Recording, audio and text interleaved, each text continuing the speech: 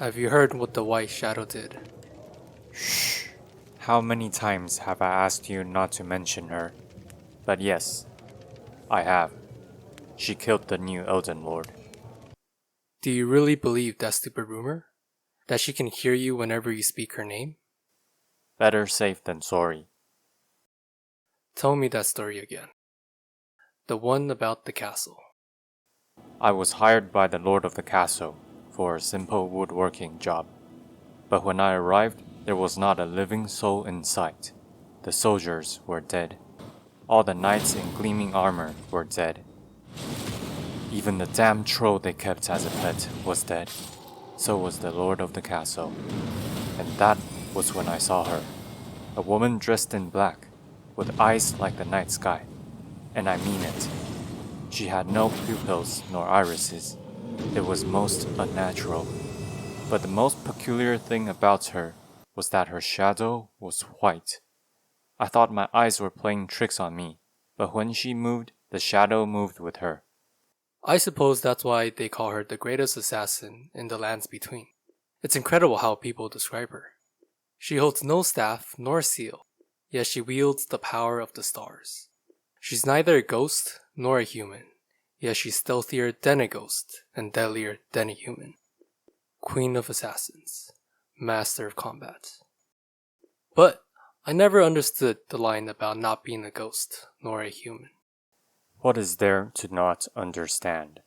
If she were a ghost, she would leave no shadows, yet she does. But if she were a human, her shadow would be black like ours. Rumor has it that harnessing the power of the stars for too long without a catalyst dyed her eyes starry and her shadow white. That's how long she's been killing. I'll believe it when I see. What's wrong? I think I just saw her. The White Shadow is a highly aggressive mid-range build, made by utilizing multiple weapon arts to stance break the enemy, while also giving you options to do massive damage with other parts of the build. Therefore, you are not solely reliant on critical strikes, but rather use critical strikes as an extension to deal damage. The ideal class for this build is Prisoner, just like how the White Shadow is a prisoner to her own powers.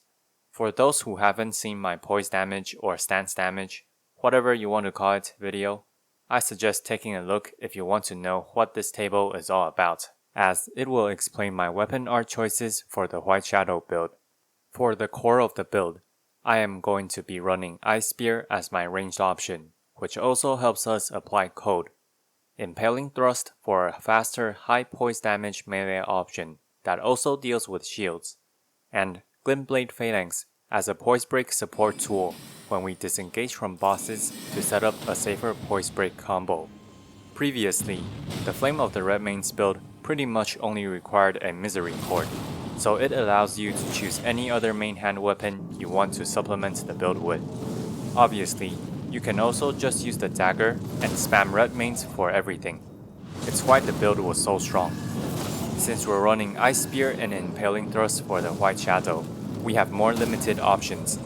And within the limited options, I went for Clayman's Harpoon for power stance spears, as the running attack and base power stance attack of power stance spears is very quick and useful at clearing mobs without needing to use a weapon art. It gives you an additional option for damage at close range. This is one of the reasons that I am running power stance Claymans over power stance Lance, despite the Lance having slightly higher base poise damage. The power stance Grey Spear moveset is just not as good.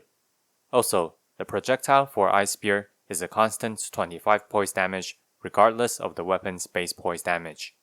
Another big reason is that we're an intelligence build in order to scale Ice Lance and Phalanx's damage on magic infusion.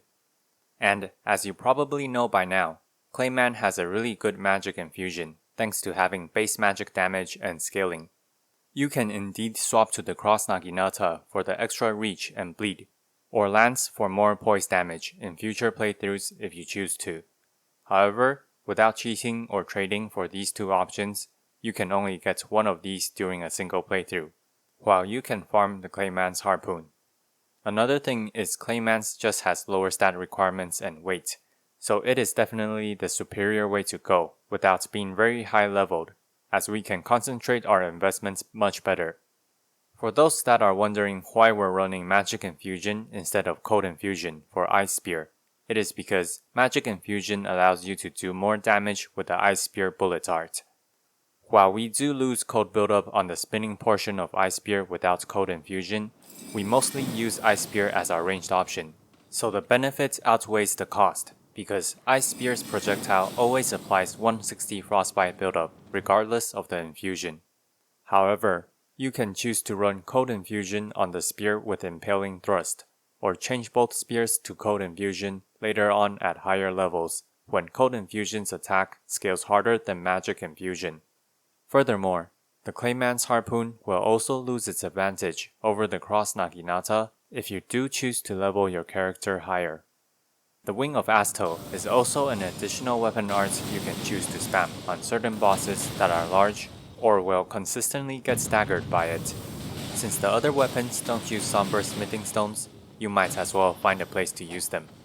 However, I don't use it nearly as often, which is why it is in the secondary offhand slot, the slot we use least often, as its poise damage is highly dictated by how many explosions you can land. Talking about other weapons, they're set up in a way where you can easily swap to any one of the 3 weapons with a single command. This is a very important layout with Misericord in your main hand, as you can easily set up Phalanx and then go back to power stancing spears, or when you're two-handing your Ice Spear in the offhand, you can easily choose to un-two-hand or to weapon swap in order to move into power stance spears or crit with your dagger.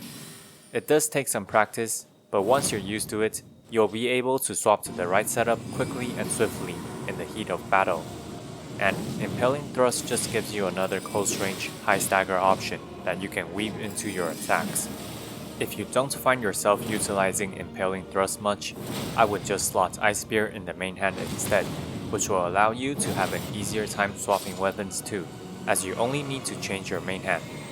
This is a more ranged take on the build, where you're going to find yourself swapping back to Phalanx more often to combo with Ice Spear. I leave the choice up to you. Finally, the armor, talismans, and physic are all fairly standard.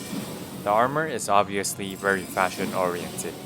All I did was keep above 50 points for the breakpoint. As for the talisman, Magic Scorpion Charm works great, because the majority of our damage is magic damage. We're running the Dragon Crest Great Shield Talisman to more than offset the deficit of the Magic Scorpion Charm. And the Shard of Alexander is also great for our damage, as we do spam quite a bit of weapon arts.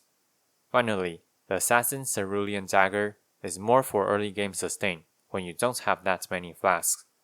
If you have max flask charges, or you're moving on to a level 150 build, I would definitely replace this with something like the Dagger Talisman for more damage, or Assassin's Crimson Dagger to give you more sustain in battle without needing to pot. And pretty standard physic that just helps us take less damage and do more. The way you lead up to bosses with this build is with Phalanx into Ice Spear spam, as you want the cold application first in order to apply the debuff to do 20% more damage. After that, it's all up to the situation as you find the perfect range to fight the boss in. You can either go for the safer Phalanx and Ice Spear spam, or the more aggressive close range Impaling Thrust, comboed with raw damage from your power stance spears. Add Wing of Astel's Nebula to the mix, and there you go. Who said intelligence builds were all ranged casters? A staffless intelligence build with a high stagger focus and much more close to mid-range playstyle. Like and subscribe.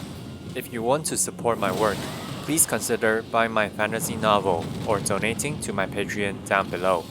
With a book purchase, you can also request a topic from me. Krite, signing out.